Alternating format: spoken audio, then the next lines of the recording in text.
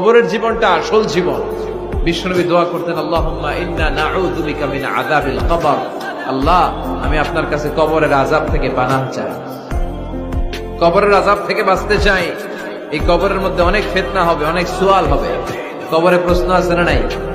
কথা বলেন। প্রথম প্রশ্ন জিজ্ঞেস করা হবে, মার রব্বুক, তোমার রব কে? বলেন, আমাদের রব কে? ওয়া মা দীনুক, তোমার ধর্ম কি? বিষ্ণুবীর চেহারা দেখিয়ে বলা হবে, আতারিফু মান হাযা রাজুল, এই লোকটারে চিনো? আমরা কি বলবো?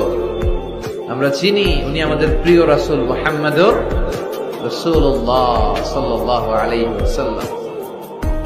এরপরে জিজ্ঞেস করা হবে, এগুলো কোত্থেকে শিখলা? আমরা বলবো, কোরআন থেকে।